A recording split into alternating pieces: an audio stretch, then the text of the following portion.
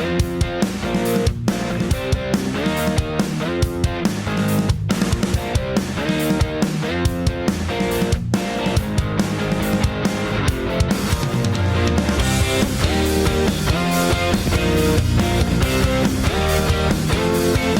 guys, Stuart here from Stuart's Tarantulas, and thanks for tuning into my channel again and watching this video. Today guys, I'm hitting a bit of a sensitive subject in the tarantula hobby. A lot of enthusiasts might just want to, I'm just crilling at the response, but in what I'm doing in this video. In this video, I'm going to feature what I perceive, what I believe is a species that, or let's put it this way, tarantulas that are overrated. I mean overrated, meaning the hype, there's so much hype over them. For what? I don't know. But to me, these spiders, these tarantulas are actually overrated. And for all beginners out there, I've been through the spider bug. I've gone through a lot of tarantulas. Literally kept a lot of them. I've had old worlds, I've had new worlds, and I still think as a great beginner tarantula, if you want something big, you get like the Lasiodora parahybina, Lasiodora klugi. You can even look at the Nando tripepi. That's the salmon pink bird eater, the scarlet bird eater, and the Brazilian giant blonde. They are a bit of a hair kicker, but not as bad as the spider I'm featuring in this video, the two particular species I was able to get footage of. One is mine, and one I was fortunate enough to get some footage of that I don't own. But anyway, guys, this, in my opinion, these two spiders are overrated in my opinion. So watch the video. Let me know in the comments your thoughts after the video if you concur with me. But yeah, this is just my opinion, my thoughts on a totally overrated tarantula in the spider hobby. And all the Theraphosa lovers out there, please don't kill me. This is just my opinion. This is my advice giving to people who can't afford them. There are alternatives out there. We all know that they are the biggest in the world, but so what? They come with a high price tag. That's just my opinion. I'm just putting it out there. So guys, enjoy the video. And as always, I'd appreciate the like, subscribe, smash the bell notification video for future videos. I appreciate the support. But let's get into the video. Enough of me talking, and let me know what you think. I'll catch you afterwards. And first up, guys, this is the Goliath bird eater, or the Theraphosa blondi. The infamous Theraphosa blondi. The biggest tarantula in the world. This species inhabits South America. It's the largest spider in the world, actually by mass. Not exactly by leg span, but by mass. Gets up to around about 170 grams in weight. And its body length can make it impressively big, up to 13 centimeters in body length. So probably a diagonal leg span of close on 27, 28 centimeters. So that is an impressive spider. So one big plus for the Theraphosa species, especially this blondi, this in the footage here is a female. She's not quite fully grown. She's approximately 20 centimeters in leg span. So she's just hitting maturity at the moment, but she's not quite a large mature female. So in the favor, an impressive show spider, to be quite honest about it. The females mature in around about 4 to 6 years, and they can live over 15 up to 25 years as been reported. So this is the female, like I said, of the blondi, the Theraphosa blondi, the Goliath bird eater. You can see it's got a big cephalothorax. Its abdomen can do with a little bit more feeding. It's got pretty thick set legs, I should say. And it is a big spider. But at the end of the day, to be honest, it's beautiful, but it's also a bit bland in a way. It's just imposing in its size. Its temperament is not for beginners. It is very skittish, very defensive, very quick. Those urticating hairs are insane and not a spider for beginners at all. So that is it, the Theraphosa Blondi, mature female. Normally these tarantulas have impressive feeding responses and they are insane eaters, all three species of the Theraphosa. Unfortunately, she's not really wanting to take the superworm I'm giving her. She's more in a defensive mood, so she's not really up for eating.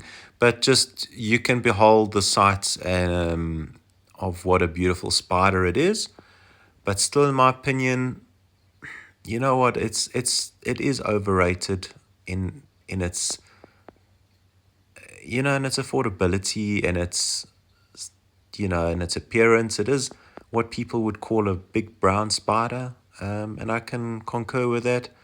It is, for what you're paying. I honestly don't think it's really worth it to go and spend all that money on such a spider, and you don't have a guarantee that they are going to survive, they are going to make it, if you don't know how to look after them properly. So be very cautious when buying a spider like this.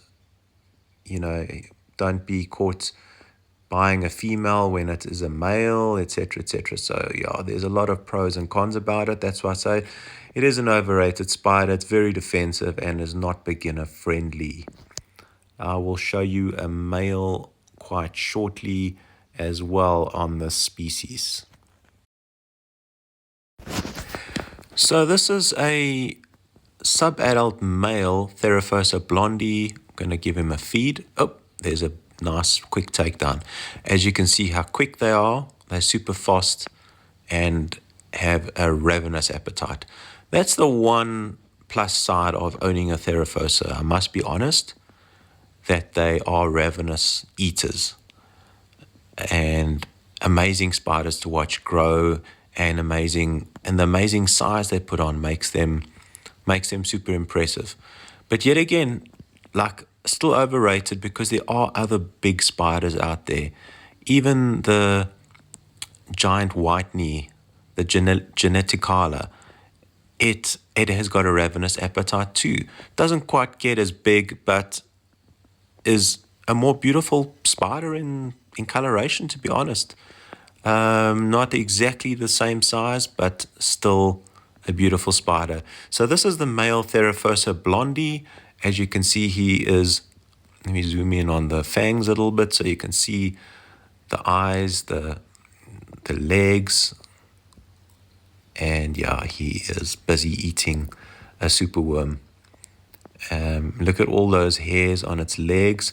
It's not a super hairy species of Theraphosa like the Apophysis, and the other species, the Sturmy, has got a bit of a bulkier build and has got a bigger body. But this is the male Theraphosa.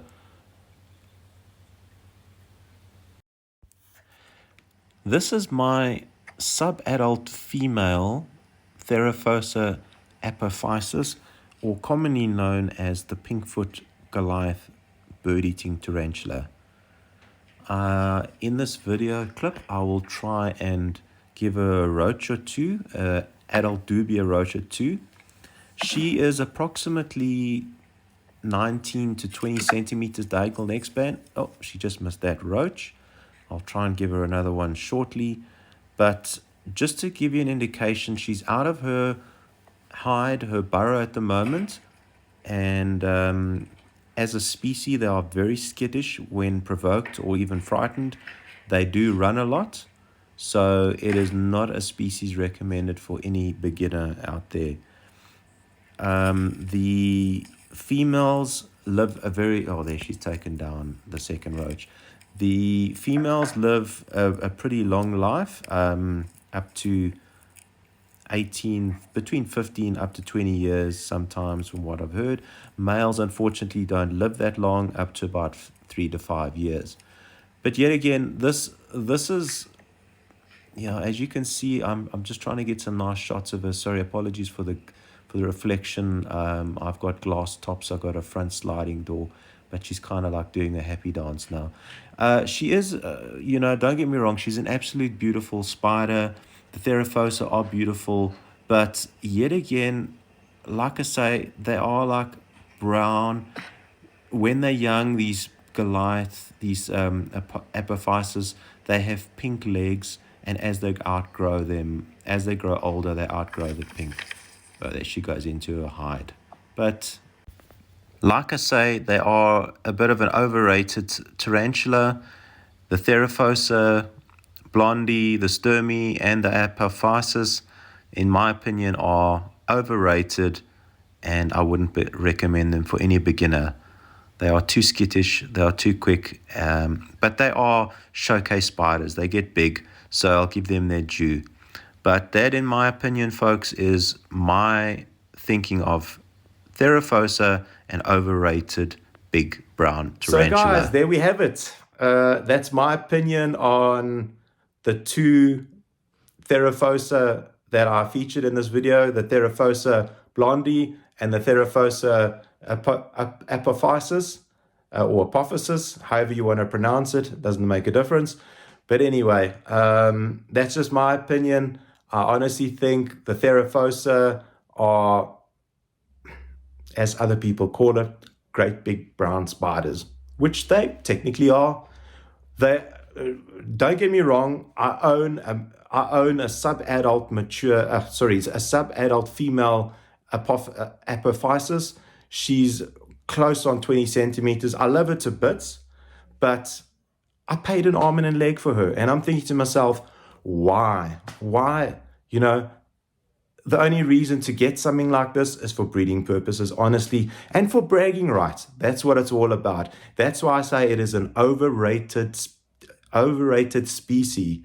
So all the Theraphosa lovers out there, I'm sorry, but this is just my opinion. Theraphosa Apophysis, Theraphosa Blondi, Theraphosa Sturmy, they are magnificent spiders. I love them to bits, but in all honesty, the price tag they fetch, it's not worth it, guys. In my opinion, it's just not worth it. And the market as it is, are they going to sell as slings? Your guess is as good as mine. But they come at a hefty price tag, and if you're willing to pay the price tag, all good and well, go for it. But in my opinion, a way overrated tarantula. The Blondi, they are very rare. So if you're willing to pay anything over 12 to 15,000 rand for a female, 5,000-6,000 rand, 4,000 to 6,000 rand for a male, go for it. But in my opinion, the Theraphosa Blondi is an overrated spider. The Apophysis is not far behind it in terms of its price tags. And the Sturmy as well, they're very rare. The Apophysis in South Africa is the most common Theraphosa. So to me, they're just big brown spiders, magnificent hunters. They're magnificent spiders to watch eat and molt and grow. They're fabulous. They're rewarding, but they are overrated. That's just my opinion, guys. In my opinion, to all beginners, get yourself a common Lasiodora. There's lots of Pamphibeta species out there. There's also your Brazilian giant blonde, the Nando tripepi. They're magnificent, and they get over 20 centimeters, all of these spiders I mentioned. So there are options out there, guys. Xenethsis is another one, but they're very pretty, but they come at a price. So guys, another one I can add to the list is Xenethsis. It is a beautiful spider, but it fetches a hefty price tag. But enough of that. Going back to the Theraphosa, in my opinion, again, an overrated spider in its value. It's just, in my opinion, it's not worth spending unless you are into breeding and reselling them. But as a keeper, they are rewarding, they are good, but you got to know what you're doing. You got to be an advanced keeper as well. So that's the downside. So for all beginners, this is not a spider for you. Trust me, they are super quick and very defensive and will not hesitate to bite. And the erlicating hairs are class 3, so they are very, very dodgy hairs to get. You don't want them on your hands, you don't want them on your arms, and you certainly don't want them on your face. So all the beginners out there, get something that's less aggressive, defensive, if I can say that. Get yourself a Lasiodora, get yourself a giant blonde, or a Nandu tripepi, or one of the Nandu genus, or Pamphobetus. That is my recommendations. But guys, thanks for watching the video. I'm sorry if I upset a lot of Theraphosa lovers out there, but that's just my opinion. If you can subscribe to my channel, I appreciate it. Like and share the video. I appreciate the support. And guys, thanks once again. And I'm out of here. So remember always, love your spiders. I'm out of here. Cheers.